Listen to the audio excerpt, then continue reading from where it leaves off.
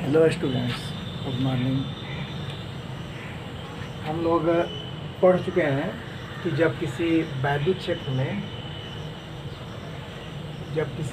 क्षेत्र में कोई आवेश गति करता है तो वैद्युत क्षेत्र में आवेश के गति का पथ जो है परवलयाकार होता है। इसको हम लोग शुरू में ही इस बात को सिद्ध किए थे हम लोग। फिर हम लोग अभी पढ़ चुके हैं कि किसी चुंबकीय क्षेत्र में, किसी चुंबकीय वैद्युत क्षेत्र है और किसी चुंबकीय क्षेत्र में जब कोई आवेश गति करता है तो इस आवेश के गति का पथ जो है युक्तीय हो जाता है। अब हम लोग इस तरह से वैद्युत और चुंबकीय क्षेत्र को एक दूसरे के लंबवत रखते हुए इस प्रकार से आरोपित करें कि इसमें कोई आवेश प्रवेश करे और आवेश प्रवेश करे तो आवेश में जो विक्षेप उत्पन्न होगा वह विक्षेप जो है वैद्युत क्षेत्र के कारण भी होगा और चुंबकीय क्षेत्र के कारण भी होगा।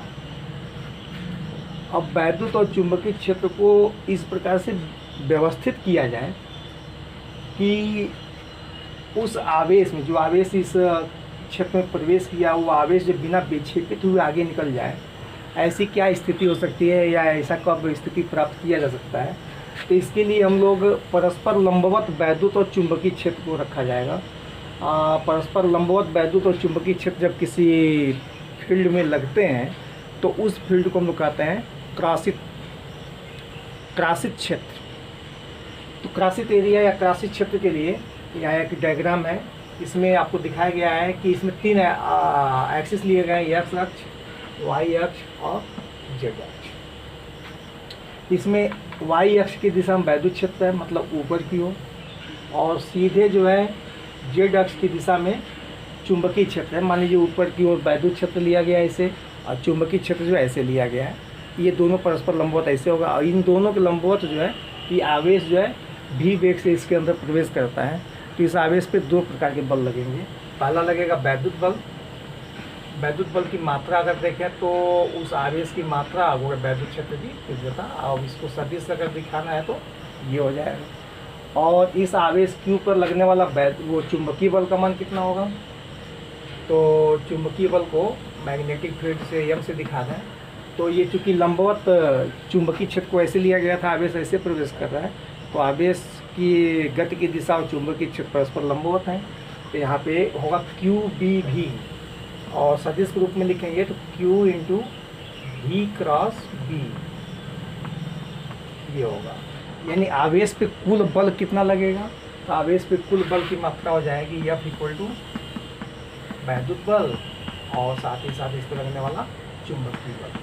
इन दोनों बलों को रख दिया जाए, जो मान हम लोग को प्राप्त हुआ है Q into V cross B।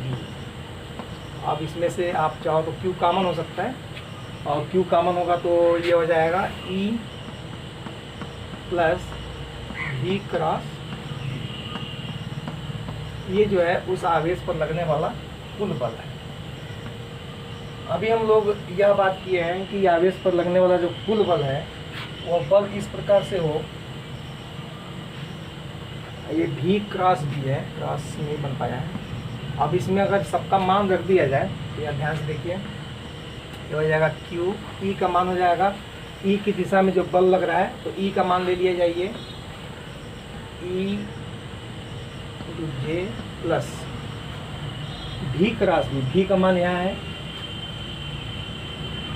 VI और क्रॉस B का मान है BK। अब यहाँ पे V और B का तो सीधे गुणा होगा, न्यूमेरिक वैल्यू है I cross K। I cross K का मान कितना होगा तो उसके लिए बताया गया है। ऐसे आपको सदिश गुणा करते हैं, ऐसे I J K।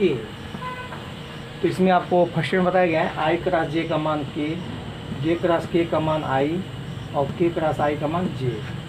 और ये जब ये एंटी क्लॉक की बजाय क्लॉक वाइज चलते हैं तो मान तो J he I cross K का मान J आएगा, लेकिन उसका चिन्ह जो माइनस हो जाता है। तो यहाँ पे आई क्रॉस के है, आई क्रॉस के मतलब यहाँ से, यानी कि ये हो जाएगा हम लोगों का Q E J minus V B J. यह जे कहाँ से, भी और बी का तो गुणा हो जाएगा, न्यूमेरिक वैल्यू आई क्रॉस के का मान होगा माइनस जे, माइनस को हम यहाँ से, यहाँ माइनस जे आएगा उसको उठा के यहाँ कर दिया है। ये है उस आवेश पर लगने वाला कुल बल।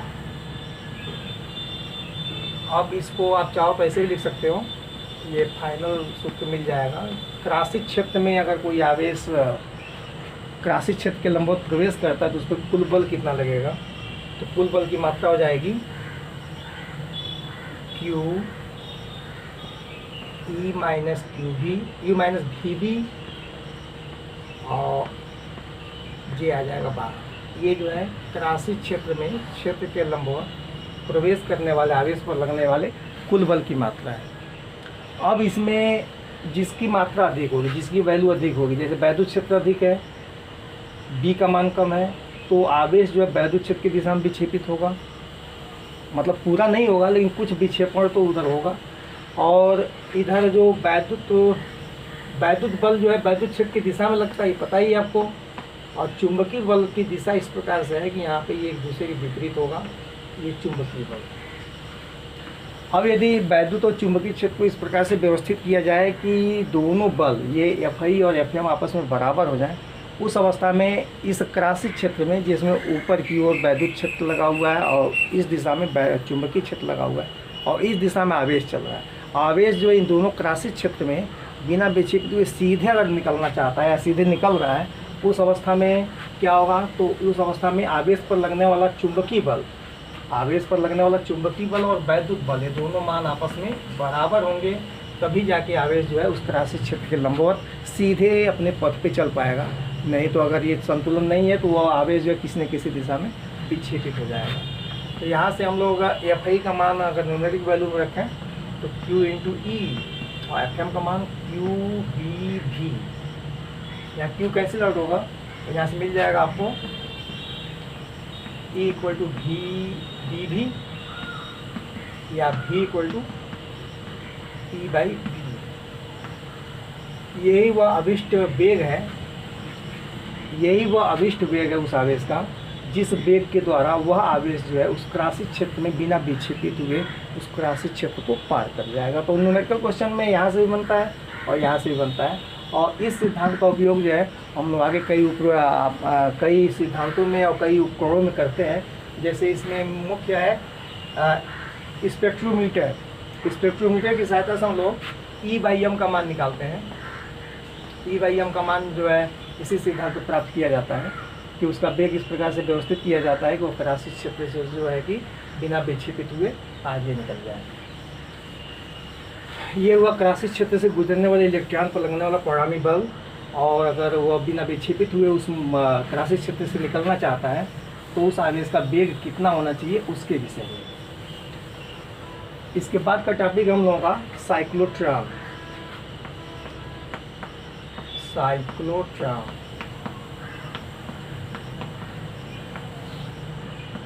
साइक्लोट्रॉन एक ऐसी डिवाइस है जिसकी सहायता से हम लोग आवेशों को या आयनों को एक्सेलरेट करते हैं। जैसे कि पहले के क्लासों में आप लोगों ने पढ़ा होगा कि प्रकीर्णन प्रयोग, रदरफोर्ड का प्रकीर्णन, स्कैटरिंग एक्सपेरिमेंट ऑफ रदरफोर्ड का प्रकीर्णन प्रयोग, उसमें आपको बताया गया है कि सोने की पतली पन्नी लेकर उस पन्नी पर अल्फा कणों की बमबारी बौछार कराई जाती है।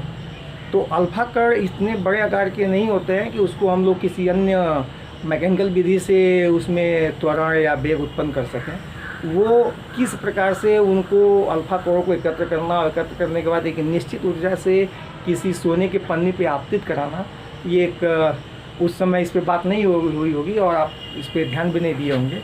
तो अल्फा कणों की बमबारी कराना, अल्फा कणों की बमबारी कराना मतलब कि ऐसे यंत्रों का प्रयोग करना। साइक्लोट्रॉन, साइक्लोट्रॉन क्या होता है? साइक्लोट्रॉन एक प्रकार का यंत्र है जिसकी सहायता से हम आयनों को या आवेशों को उच्च ऊर्जा तक त्वरित करते हैं, और उच्च ऊर्जा तक त्वरित जब ये आवेश या आयन हो जाते हैं तो इनको हम टारगेट पे सीधे विक्षेपित कर देते हैं, टारगेट की ओर इनको भेज देते हैं। इस यंत्र की खोज करने वाले 2 वैज्ञानिक थे, उन वैज्ञानिकों के नाम है लॉरेंस और लिविंगस्टन। लॉरेंस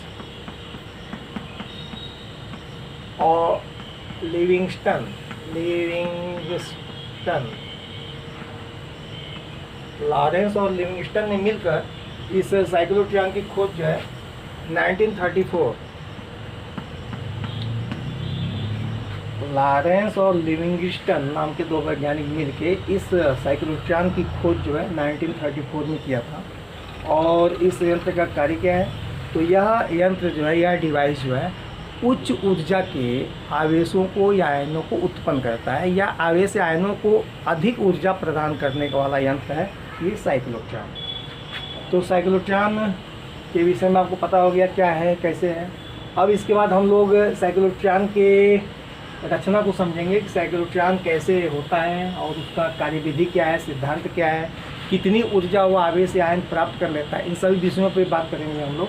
इसमें से आंकिक प्रश्न भी बहुत बनते हैं। अभी हम लोग जब आंकिक प्रश्न के लिए जाएंगे तो आंकिक प्रश्न पे इसके विषय में बात होगी, और वो आंकिक प्रश्न तभी हल हो पाएगा जब आपको इसके पूरे सिद्धांत और कार्यविधि और सूत्रों के विषय में स्पष्ट जानकारी हो।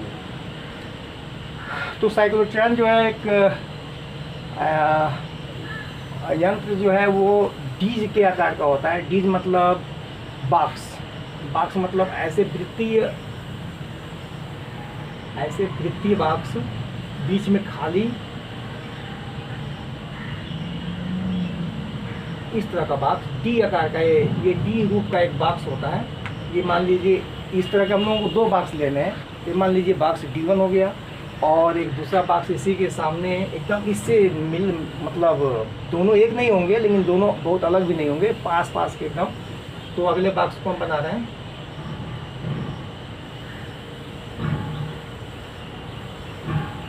और इस बॉक्स का इस तरह से ये हो गया दूसरा बॉक्स। ये 2 डीज होते हैं, डीज D1 और डीज D2। इसके एकदम सेंटर पे होता है सोर्स, एकदम बीच में होता है सोर्स किस बात का, तो सोर्स जहाँ से आवेश या इलेक्ट्रॉन या आयन उत्पन्न होते हैं, ऐसे उत्पादक केंद्र को सोर्स के रूप में इन दोनों डीज को ऐसे मिला के इनके बीच के अंदर रखा जाता है, और यहाँ से आवेश या आयन उत्पन्न होते हैं। अब इन दोनों डीज को हम बाय परपथ में जोड़ते हैं। अब बाय परपथ में जोड़ते हैं तो इनको AC स्रोत से जोड़ते हैं। AC स्रोत के विषय में पता है, AC के विषय में आप पढ़ के आए हैं क्लास 10 में। AC अल्टरनेटिंग करंट, प्रत्यावर्ती धारा, मतलब ऐसी धारा जिसका मान और दिशा समय के साथ लगातार बदलता है, ऐसी करंट को प्रत्यावर्ती धारा, याद करिए 10 में बताया गया था। और DC डायरेक्ट करंट, जिसमें समय के साथ धारा का मान और दिशा बराबर या एक समान बना रहता है, ऐसे करंट को हम लोग DC करंट कहते हैं, AC और DC। तो इसमें हम लोग AC स्रोत, DC स्रोत को हम लोग ऐसे बनाते रहे हैं प्लस और माइनस चिन्ह के साथ, क्योंकि इसमें दिशा बदलनी नहीं होती है धारा की, और इसमें दिशा चूँकि बदलना होता है, इसलिए AC स्रोत को हम वैसे दिखा देते हैं। AC स्रोत की आवृत्ति होती है, हर्ट्ज फ्रीक्वेंसी होती है। जैसे हम लोग के घरों में जो AC करंट आती है हाइडिल से, पोल के माध्यम से जो करंट हम लोगों के गांव या घरों में पहुंचती है, उसकी आवृत्ति जो है 50 हर्ट्ज की होती है। AC के विषय में हम आगे बहुत डिटेल पढ़ने वाले हैं। तो 50 हर्ट्ज की आवृत्ति होती है, वह जो हम लोग के घरों में पहुंचती है। लेकिन इसकी आवृत्ति जो है 10 से 15 मेगा साइकिल या मेगा हर्ट्ज कह सकते हैं। तो AC करंट का जो यहाँ पे स्रोत है, AC करंट जहाँ से ये डीज जुड़े हुए हैं, वहाँ का आवृत्ति जो 10 से लेकर 15 मेगा साइकिल पर सेकेंड या 15 मेगा हर्ट्ज इसकी आवृत्ति होती है। ऐसे स्रोत से इसको जोड़ा जाता है, और इस पूरे यंत्र को एक उच्च कुचालक पदार्थ के भीतर जो है रख के अंदर निर्वात कर दिया जाता है, क्योंकि इसके डीज के भीतर गति करने के कारण जो आवेश या आयन या इलेक्ट्रॉन है, या जो भी है, इलेक्ट्रॉन तो होता नहीं इसमें, जो भी आवेश या आयन है, उन आयनों का टक्कर जो है इसमें स्थित वायु के अन्य कोण से ना हो, जिससे कि इसकी ऊर्जा में हानि ना होने पाए, इसके लिए इसको निर्वात में रखा जाता है। और निर्वात रखा जाता है, इसके भीतर निम्न दाब रखा जाता है, और फिर इस पूरे ऑपरेटर्स को इसके ऊपर लंबवत ऐसे ऊपर से नीचे की ओर या नीचे से ऊपर की ओर उच्च चुंबकीय क्षेत्र स्थापित किया जाता है। उच्च चुंबकीय क्षेत्र स्थापित करने के लिए विद्युत का प्रयोग करते हैं। विद्युत धारा के चुंबकीय प्रभाव से उच्च चुंबकीय क्षेत्र स्थापित किया जाता है। तो अब सारी बातें क्लियर हो गई। पहला कि एक बाक्स में निर्वात उत्पन्न करने के लिए, निम्न दाब उत्पन्न करने के लिए व्यवस्था। उस बाक्स के भीतर 2 डीज, D1 और D2। डीज क्या होता है? खाली बाक्स डी आकार के। फिर इन दोनों डीज को आपस में पास रख लेते हैं, बीच में सोर्स रखते हैं, और इस पूरे बाक्स के ऊपर जो है, ऊपर से नीचे या नीचे से ऊपर की ओर उच्च चुंबकीय क्षेत्र स्थापित कर देते हैं। ये होता है हम लोगों के डीज की संरचना। डीज की संरचना आपको बताया और समझाया गया। संरचना, कंस्ट्रक्शन ऑफ साइक्लोट्रॉन की ये संरचना होगी। संरचना के बाद आएंगे अनुनादी आवृत्ति, रेजोनेंस फ्रीक्वेंसी, अनुनादी आवृत्ति। तो अभी हम लोग देखे हैं इसके पहले वाले टॉपिक पे कि क्रासिक क्षेत्र जहाँ कहीं पर भी होता है, उसमें आवेश उस क्षेत्र के अनुदिश गति करता है जिसकी प्रबलता अधिक होती है। तो यहाँ पे चुंबकीय क्षेत्र प्रबल है और चुंबकीय क्षेत्र की प्रबलता अधिक होती है, इसलिए आवेश का परिणामी गति जो है चुंबकीय बल के अनुसार होता है। और चुंबकीय बल जो है आवेश को क्या करता है? वृत्तीय गति में घुमाता है। वृत्तीय गति में आवेश जब इसमें घूमता है, उस आवेश की अपनी एक आवृत्ति हो जाती है। तो आवेश की जो आवृत्ति होती है, वह आवृत्ति इस आरोपित आवृत्ति के बराबर या पूर्ण गुणज के रूप में होता है। तो इस आवृत्ति को हम कहते हैं अनुनादी आवृत्ति। तो अनुनादी आवृत्ति क्या हुआ? तो डीज के भीतर वृत्तिगत करने वाले आवेश या आयन की जो आवृत्ति है, वह आवृत्ति उस डीज पर आरोपित इस एसी स्रोत के आवृत्ति के बराबर या इसके गुणक हो जाता है, गुणज हो जाता है, पूर्ण गुणज के रूप में पहुंच जाता है। तो उस आवृत्ति को, उस आयन के उस आवृत्ति को हम कहते हैं अनुनादी आवृत्ति। और जब ये अनुनादी आवृत्ति पर ये आवेश होते हैं, तो ही उन आवेशों में क्या होता है? तभी उन आवेशों में जो है कि उच्च त्वरण या उच्च ऊर्जा जो है प्राप्त करने के लिए वो उपयुक्त हो जाता है, या उच्च ऊर्जा वो प्राप्त कर सकता है। अगर अनुनादी आवृत्ति नहीं है, अनुनादी आवृत्ति में ये नहीं काम कर रहा है, उस अवस्था में उस आवेश में उसकी ऊर्जा में कोई वृद्धि नहीं होगी, या हो सकता है उसकी ऊर्जा नियत बनी रहे या ऊर्जा में कमी भी आ जाए, ऊर्जा में वृद्धि नहीं होती है। तो अनुनादी आवृत्ति में होना, इस यंत्र का अनुनादी आवृत्ति में होना बहुत आवश्यक है। फिर कार्यविधि, वर्किंग फंक्शन इसका कैसे है?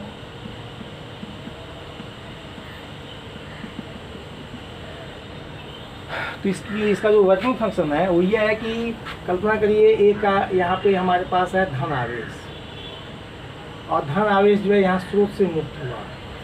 जिस क्षण स्रोत से धन आवेश मुक्त हुआ, उस क्षण D1 और D2 जो 2 डीज हैं, जो कि ये उच्च विभव वाले एक एसी स्रोत से जुड़े हुए हैं, तो एसी स्रोत होने के कारण मान लीजिए उस क्षण इस डीज का विभव है ऋण और इस डीज का विभव है धन। तो जिस क्षण ये डीज जो है ऋण विभव पर, ये डीज जो धन विभव पर होगा, और ये धन आवेश यहाँ निकल रहा है स्रोत से, तो यह आवेश जो है इस डीज से प्रतिकर्षित होगा, इस डीज की ओर आकर्षित होगा। और जो ही यहाँ आके ये इस वैद्युत बल के अंतर्गत इस दिशा में गति करेगा, जो ही इसके अंदर गति उत्पन्न होगी, तो गति उत्पन्न होते ही उस पर लारेंज बल लगना शुरू हो जाएगा, और लारेंज बल के कारण जो है वह वृत्तीय गति प्राप्त कर लेगा।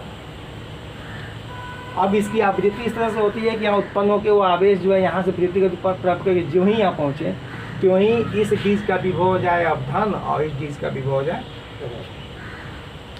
अब जो प्रक्रिया पहले हुई थी प्रक्रिया फिर होगी। अब ये धन विभव पे है और ये डीज जो है ऋण विभव पे है। अब ये इसको प्रतिकर्षित करेगा, या डीज D1 जो इसको अपनी ओर आकर्षित करेगा। इस प्रकार इस वैद्युत बल के कारण फिर ये इस डीज में प्रवेश करेगा, और इस डीज में प्रवेश करके क्या करेगा? वैद्युत क्षेत्र में जब कोई आवेश गति करता है तो उसकी ऊर्जा में वृद्धि होती है, याद होगा। चुंबकीय क्षेत्र में आवेश गति करता है तो उसकी ऊर्जा में कोई परिवर्तन नहीं होता है, जबकि वैद्युत क्षेत्र में वृद्धि होती है। तो उसकी ऊर्जा में वृद्धि होगी, और फिर ये चुंबकीय क्षेत्र इसके लंबवत है, फिर ये वृत्तिगत करते हुए इसके सामने आ जाएगा। फिर वही पुरानी प्रक्रिया, अब ये धन ये ऋण, तो फिर इसमें से इसमें आएगा, फिर इसमें से इसमें, और जैसे जैसे ये गति करता जाएगा वैद्युत क्षेत्र के कारण इसकी ऊर्जा में लगातार वृद्धि होती जाएगी। और ऊर्जा में वृद्धि होगी, ऊर्जा में वृद्धि होगी, लेकिन इस आवेश के टाइम ऑफ पीरियड परिभ्रमण काल पे कोई परिवर्तन नहीं होगा। अभी हम इसको सिद्ध करेंगे कि इस चुंबकीय क्षेत्र में गति करते हुए किसी आवेश के ऊर्जा में चाहे आप जितनी वृद्धि कर लो, उसके परिभ्रमण काल में कभी कोई परिवर्तन नहीं होता है।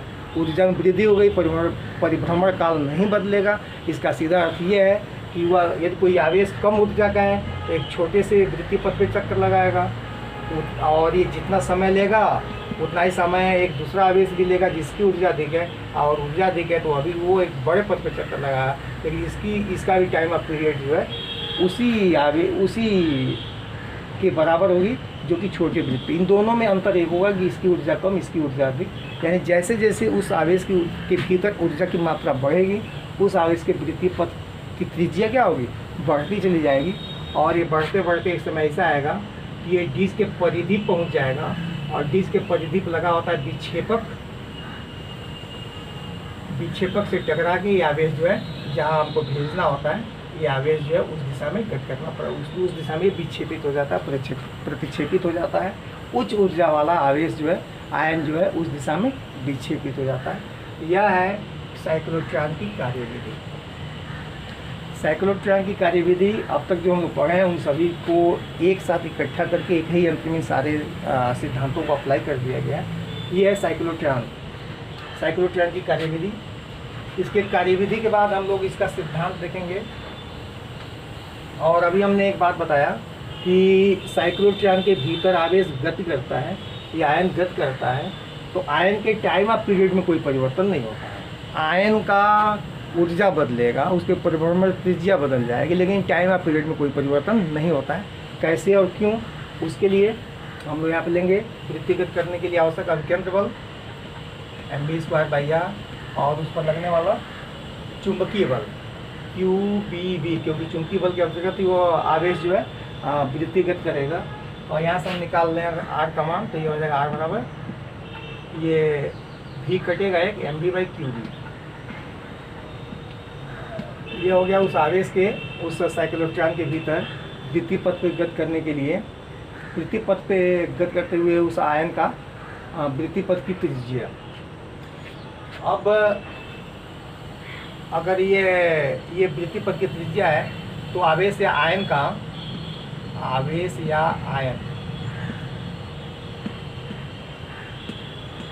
कोणीय वेग कितना होगा, कोणीय वेग ओमेगा बराबर, ये होता है ओमेगा बराबर V/r। V = ओमेगा होता है, तो ओमेगा V/r, और r का मान ये उठा कर रख दिया जाए तो mv/qb, b से भी कटेगा और ओमेगा का मान हो जाएगा qb/m, समीकरण नंबर 2। और एक डिस्क को पार करने में अगर t समय लगता है, किसी एक डिस्क को पार करने का समय t, पार करने का समय t हो तो क्या होगा, t बराबर कोणीय दूरी एक डिस्क में पाई होगा, पूरा एक चक्कर लगाएगा 2 पाई होगा। अब एक ही डिस्क में रह जाएगा तो यहाँ कोणीय विस्थापन कितना होगा, पाई, तो पाई/ओमेगा। और ओमेगा का यह मान समीकरण नंबर 2 से रखा जाएगा, qb/m नीचे जाएगा और यह हो जाएगा m/qb। ये हो गया एक डिस्क को पार करने में लगा समय। तो एक डिस्क को पार करने में लगा समय, और यह समय जो है पूरे आवर्तकाल का आधा है। तो अगर उस आवेश या आयन का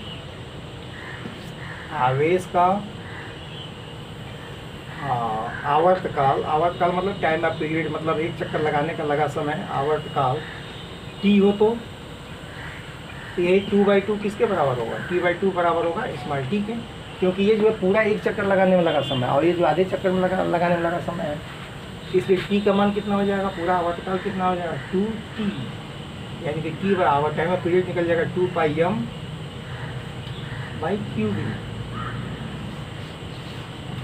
इस सूत्र को ध्यान से देखिए, इसमें Q पाई तो कांस्टेंट है, m है उस आवेश या आयन का द्रव्यमान नियत होगा, Q है आवेश की मात्रा नियत होगी, B अब लगाया गया चुंबकीय बल या चुंबकीय क्षेत्र ये भी नियत होगा।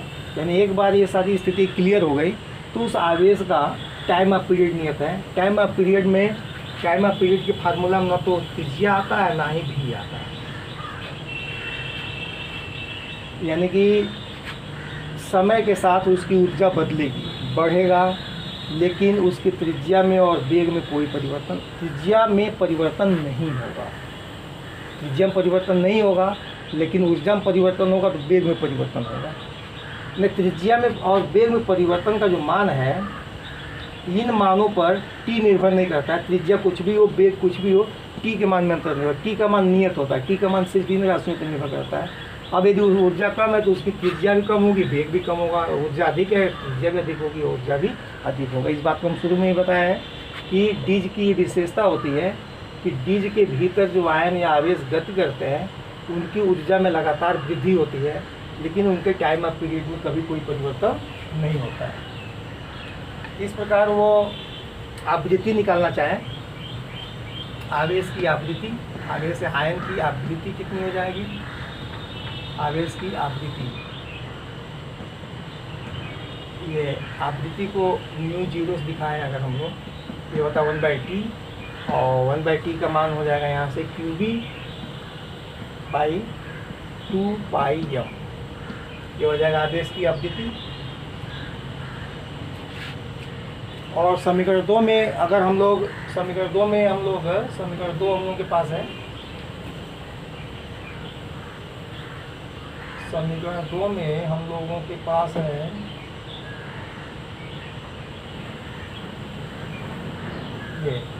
ये सूत्र हम निकालते हैं, समीकरण 1 में निकालते हैं हम लोग R=mv/qb, यहाँ से v का मान निकाले लो तो v का मान हो जाएगा R/m।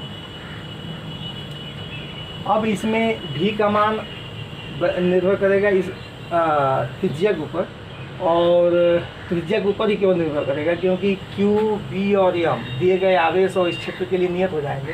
तो R का अधिकतम मान कितना हो सकता है, R का अधिकतम मान संभव है, R का संभव अधिकतम मान ये संभव है ये कैपिटल R जो है इस डीज की त्रिज्या है, इस डीज की त्रिज्या को मान लिया जाए कैपिटल R, तो ये अधिकतम संभव मान ये जी या वह त्रिज्या जिस पर ये आयन या आवेश गति कर सकता है वह है कैपिटल R।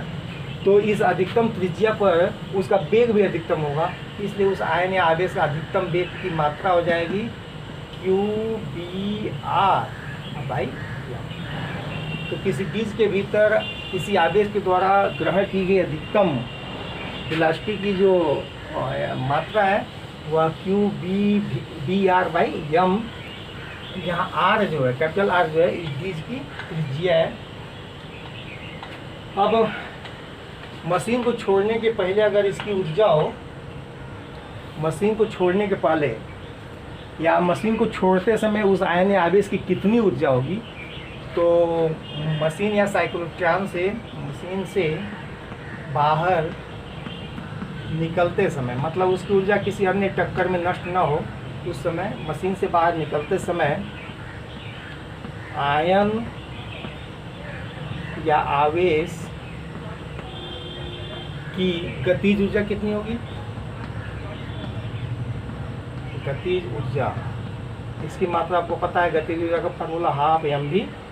तो v चूँकि वह सरफेस पे इस डीज के सरफेस से जाके रिफ्लेक्ट होगा, इसलिए यहाँ पे वेग भी अधिकतम होगा, इसलिए यहाँ पे हम लोग अधिकतम वेग वाला सूत्र यूज करेंगे और ये हो जाएगा 12m और v² मतलब ये पूरी राशि का वर्ग यानी q² b² r²/m², और यहाँ से हो जाएगा k की मात्रा ये q² b² r²/2m। यही वह ऊर्जा है जिस ऊर्जा के साथ जो है आवेश या आयन जो है इस डीज के बाहर निकलेगा, और इसी ऊर्जा के साथ जो है इन आयनों की आवेशों की हम लोग किसी भी क्षेत्र में बमबारी कराते हैं या कहीं भी इनको भेजना होता है तो उसको भेजते हैं। इस प्रकार हम लोग यहाँ तक पहुँचे।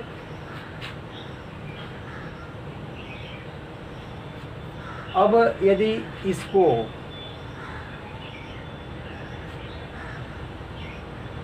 यहाँ से हम लोग ऊर्जा के लिए कुछ और सूत्र प्राप्त कर सकते हैं, जैसे कि अगर आयन को रिक्त स्थान में रखकर पार करता है तो आयन को अगर भी विभव पे, अगर किसी भी विभव पर अगर उसको ऊर्जा दिया जाए तो क्यू आवेश को भी विभव को ऊर्जा दिया जाए तो उसकी ऊर्जा कितनी होगी, तो सबको पता है क्यू आवेश को भी विभव को ऊर्जा देने पे इतनी ऊर्जा प्राप्त होगी।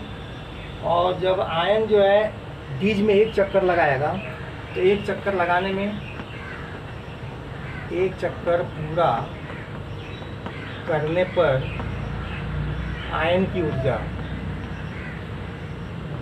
तो एक डीज में ऊर्जा होगी इसकी क्यू भी, तो एक चक्कर मतलब दोनों डीज की ऊर्जा जो है 2k यानी 2q भी, ये हो जाएगा एक पूरा डीज में पूरा एक चक्कर लगाने में इसको आयन के द्वारा प्राप्त ऊर्जा।